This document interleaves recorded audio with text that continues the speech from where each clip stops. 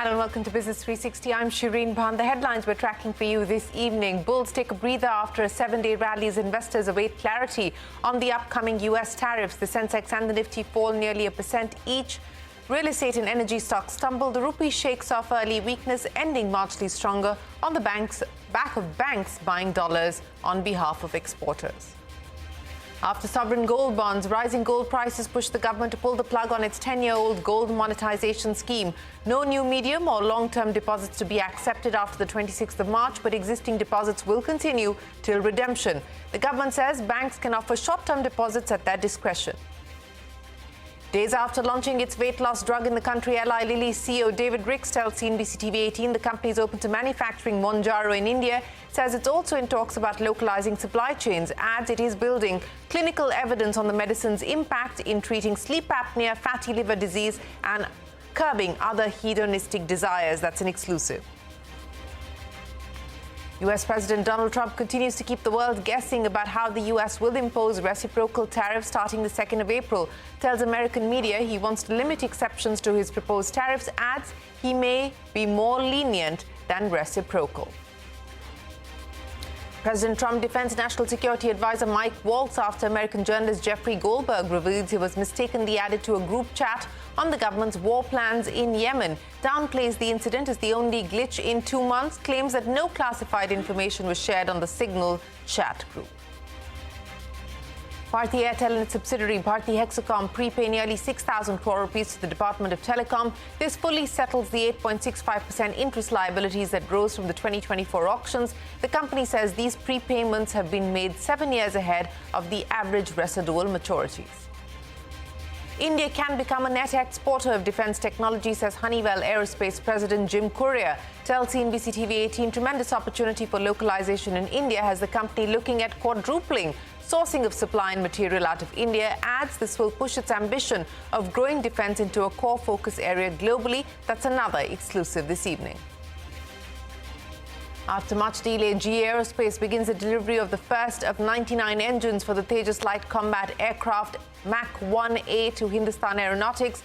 The delays have impacted HAL's deliveries of 83 Tejas jets to the Indian Air Force, prompting several complaints by the Air Chief Marshal.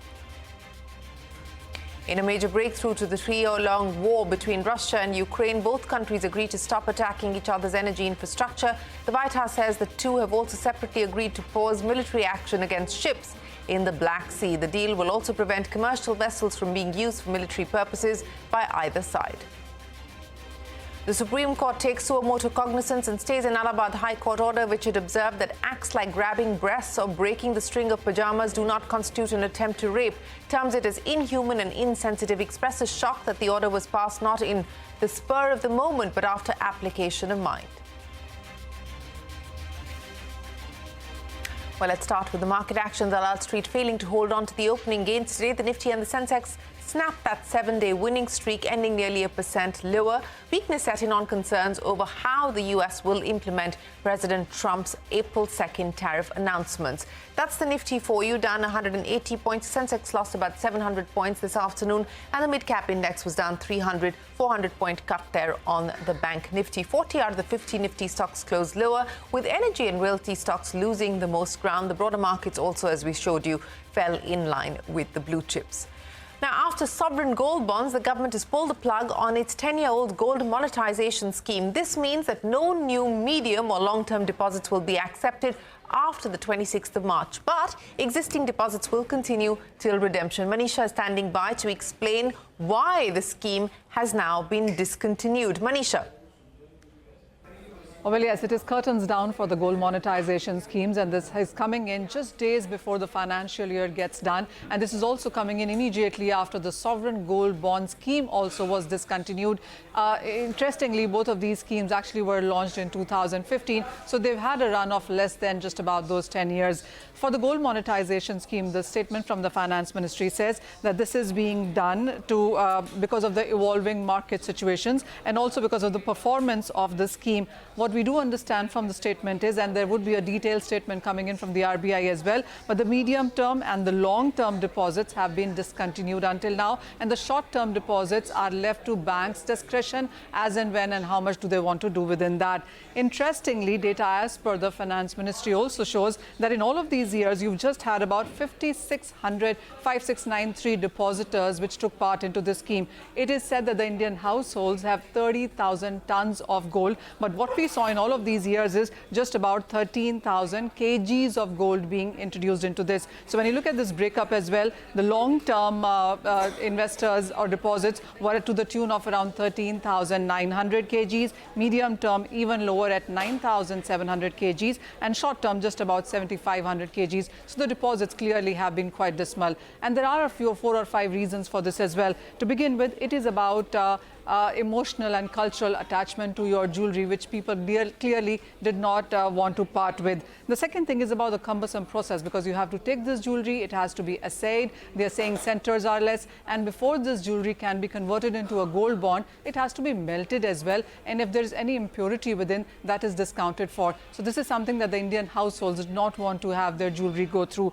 The third thing also is about the taxation and declaration concerns. So whatever jewelry you give out, you are clearly declaring it, and then the interest that you get on these bonds is also it leads to taxes. So that is something that the markets did not like about it.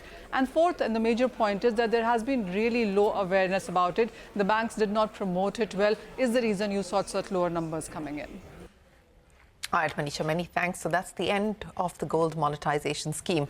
The big newsmaker this evening, days after launching its diabetes and weight loss drug Mounjaro in India, David Ricks, the global CEO of Eli Lilly, has told me that they're open-minded about manufacturing the medicine here, as the country could become an important market. In an exclusive conversation, Ricks said that the company was manufacturing insulin in India, which had proven to be quite successful. He said they needed to understand the market demand and get comfortable in the regulatory environment. I also asked Ricks about Mounjaro being held up as the silver bullet for a host of issues outside of just diabetes and obesity. Rick said that they were building the clinical evidence on the medicine's impact in treating sleep apnea, fatty liver disease, and curbing other hedonistic habits. Ricks also shared details of the company's ambitious $50 billion global expansion plan aimed at boosting production capacity to meet the growing demand for weight management and diabetes medications and more. He also said the company was gearing up for a breakthrough in diabetes and obesity treatment with an oral drug. Take a look. We actually know a lot about the GLP-1 mechanism and its safety. No drug has no problems, but we know what they are. So I think patients and their doctors can talk about those risks. It's not like there's unknowns there. Consumer awareness, physician awareness, also important. Payment and support from health systems where that's appropriate. But as you mentioned, we need to make enough. And right now we've had shortages in the last year in major markets. Lilly's invested very aggressively, though, in our own supply chain. We're in the middle of a $50 billion expansion plan, and those are showing good returns. We're expanding our global footprint. There's a lot of discussion in the air about localizing or regionalizing supply chains, and as India could become an important market for us, it's a smaller market for us now, but Mounjaro may well change that.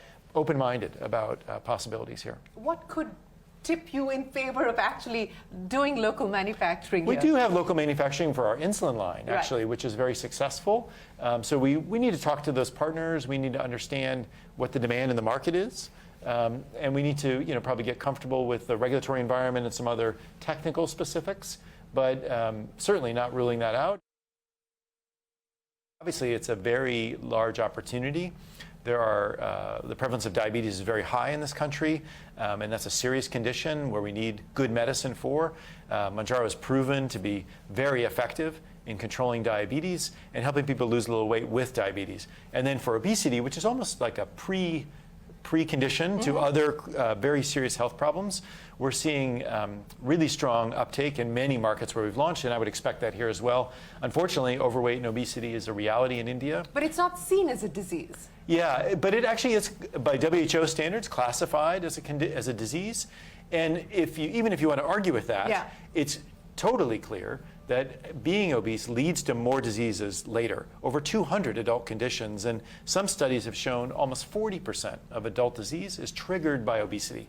So it's important people manage their weight, hopefully with diet and exercise, but if they can't, now there's a medicine, Mounjaro, which can really have a profound effect on their body. And you can catch that entire conversation with Eli Lilly CEO David Ricks on Global Dialogues at 7:30 p.m. and 9:30 p.m. right here on CNBC TV 18.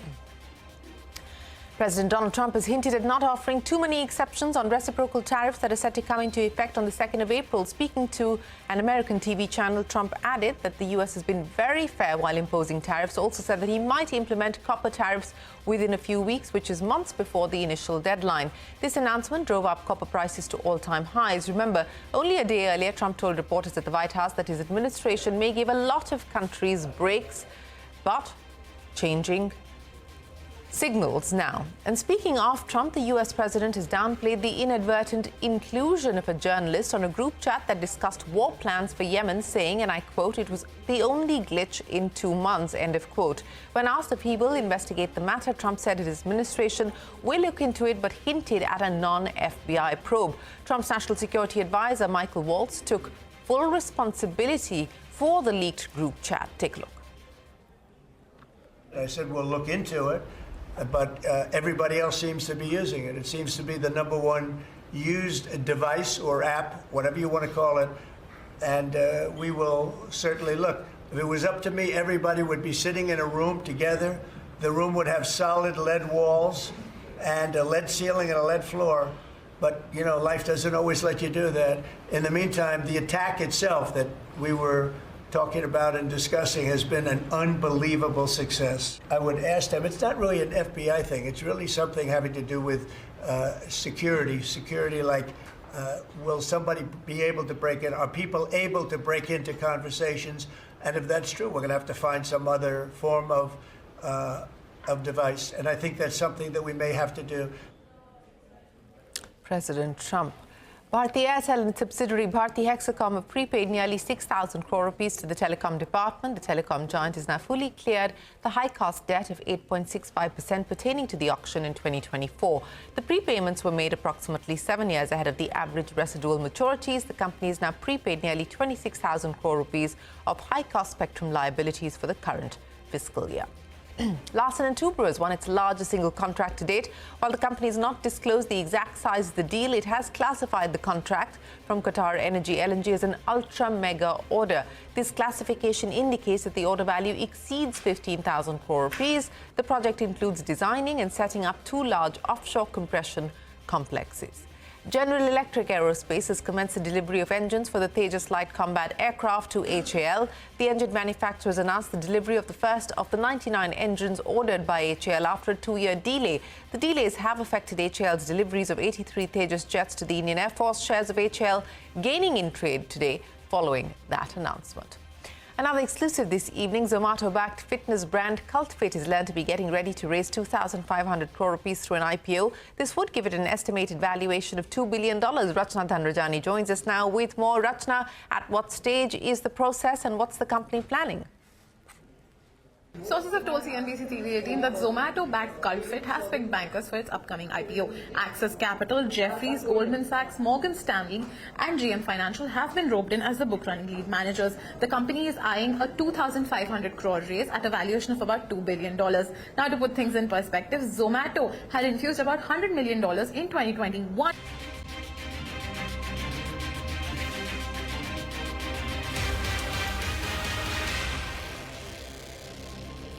The Supreme Court has taken suo motu cognizance and stayed an Allahabad High Court order in a minor assault case. The High Court observed that acts like grabbing breasts or breaking the string of pajamas do not constitute an attempt to rape. The apex court has condemned the ruling as insensitive and inhuman. Ashmit is standing by with more details. Ashmit, the top court coming down on the Allahabad High Court, and with good reason.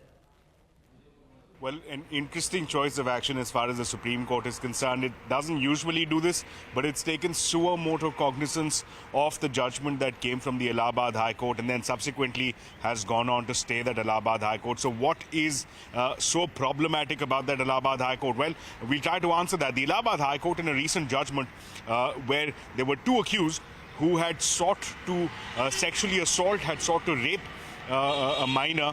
The Allahabad High Court had held that merely grabbing the breasts of a minor or breaking the strings of a pajama does not qualify as a case of rape, does not qualify as a case of attempt to rape. Rather, the Allahabad High Court had relegated to a case of merely sexual assault.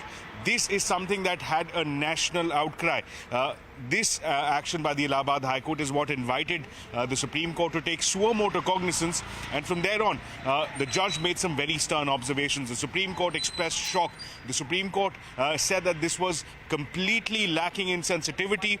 This was completely inhumane. The Supreme Court also expressed shock that this order was not one that was passed on the spur of the moment, but there was sufficient application of mind by the judge, and despite that, they've come out with such an order, not allowing for such actions to be deemed as rape or an attempt to rape. Nonetheless, the Supreme Court has stayed the Allahabad High Court judgment and has issued notice to the centre as well as to the UP government. Back to you. Ashwat, many thanks. Former ED Chief Sanjay Kumar Mishra has now been appointed as a full-time member of the Economic Advisory Council to the Prime Minister. He will hold the rank of Secretary. He was appointed as the Chief of ED on the 19th of November 2018 for a tenure of 2 years. Before his appointment, Mishra was posted as the Chief Commissioner of Income Tax in Delhi and now making his way onto the Prime Minister's Economic Advisory Council. Russia and Ukraine have agreed to pause attacks in the Black Sea and against energy targets in separate deals with the US. Russia has said that naval ceasefire would only come into force after sanctions against its food and fertilizer trade were lifted. Ukraine's President Zelensky has accused Russia of lying about the terms of the agreement. However, the Ukrainian leader maintained that this was the way forward towards peace.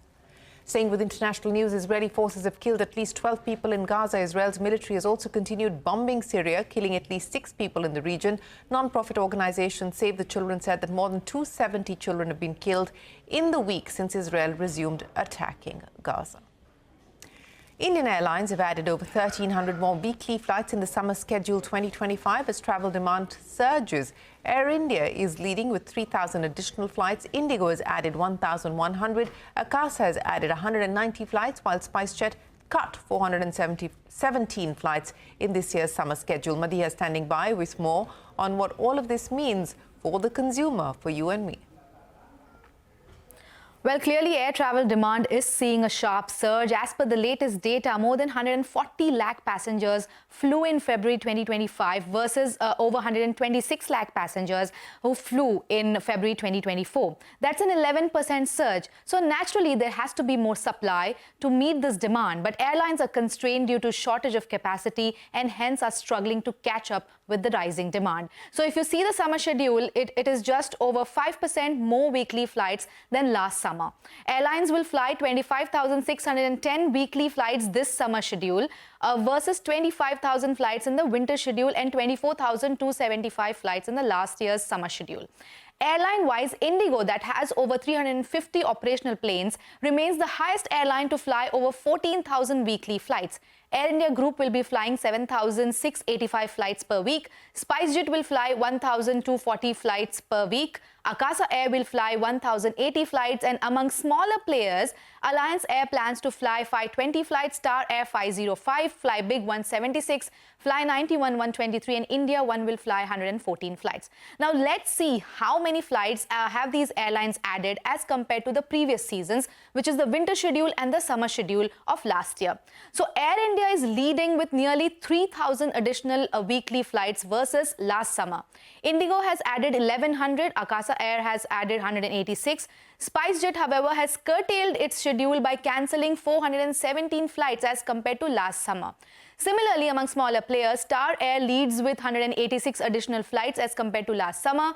Fly 91, which started in March last year, grew from 20 flights last summer to 123 flights this summer.